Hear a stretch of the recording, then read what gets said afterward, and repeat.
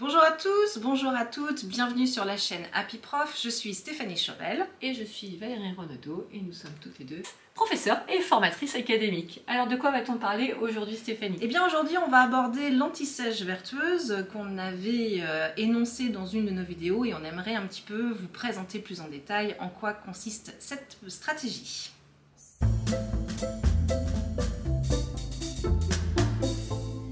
Combien de fois est-ce qu'on a pu entendre en classe « Révisez votre cours pour demain ou pour la prochaine fois, il y a évaluation ». Oui, ok. Mais alors, comment? Réviser et surtout quoi réviser? Relire, recopier, répéter, surligner, refaire les exercices. Est-ce que tout cela suffit? Pour du court terme, sûrement. Pour une mémorisation à long terme, ça risque d'être bien plus compliqué. Comment accompagner nos élèves dans cette activité si stressante qu'est l'évaluation? Pourquoi ne pas construire des anti-sèches avec leur côté motivant, rassurant et étayant? Voici une proposition pour faire des anti-sèches vertueuses à nos élèves. Tout d'abord, il vous faut une feuille vierge. Il faut limiter le format pour obliger les élèves à faire un tri dans les savoirs qu'on leur a dispensés. L'élève va noter ce dont il se souvient et ce qui lui paraît utile pour l'évaluation. Troisième moment, un moment d'interaction et de comparaison avec ses camarades. Chacun compare son anti-sèche.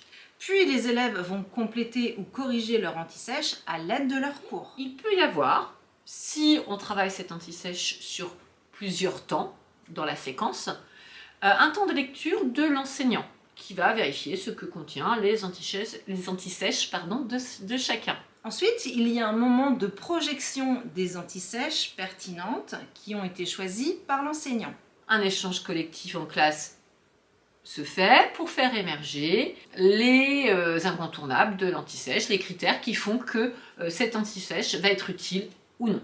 Un échange collectif, ensuite, pour faire émerger que l'anti-sèche, tout d'abord, est un écrit personnel et aussi qu'elle n'est pas nécessairement exhaustive et qu'elle est pertinente lorsque les informations sont triées et hiérarchisées ou organisées. On peut proposer un temps de réécriture de l'anti-sèche par les élèves sans le cours, puis avec le cours. On vise l'implication et la mémoire à long terme.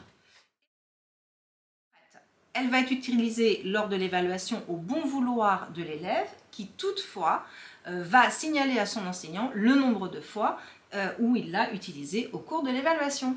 L'anti-sèche va être rendu avec la copie pour mise en évidence de certaines erreurs entre ce qu'il y avait dans l'anti-sèche et ce qu'il y avait dans la copie. Cela signifie donc qu'il y a une anti-sèche par évaluation.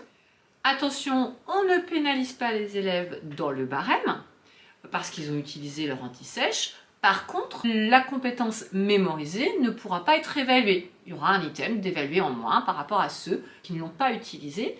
Par contre, la pertinence de l'utilisation des savoirs, elle, peut être évaluée. Pour les élèves les plus en difficulté, ceux qui n'arrivent pas à préparer leur propre anti-sèche, on peut très bien leur proposer des anti-sèches qui sont déjà prêtes. Ils vont en choisir une et ils vont expliquer leur choix et justifier. Pour développer l'autonomie des élèves, ce temps de préparation d'anti-sèche peut se faire à la maison, ce qui va ressembler au travail de préparation d'évaluation, sauf qu'il le passe avec l'anti-sèche rassurante. Autorisée lors de l'évaluation dans un premier temps pour rassurer l'élève, eh bien au fur et à mesure, elle pourra être soit allégée, voire progressivement abandonnée, afin de gagner en autonomie.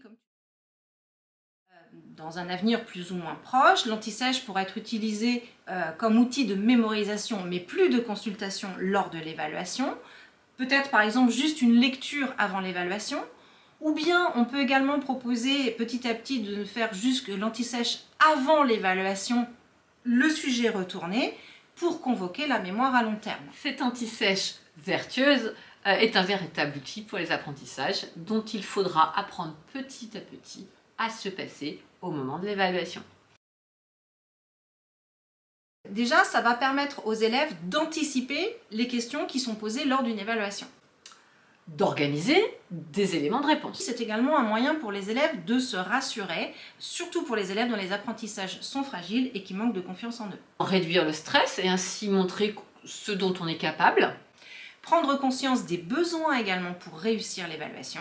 Prendre conscience des attendus, des savoir-faire requis, évaluer ce que l'on sait et ce que l'on ne sait pas. Trier et organiser les savoirs à connaître. Installer une méthodologie utile à l'élève et donc réutilisable.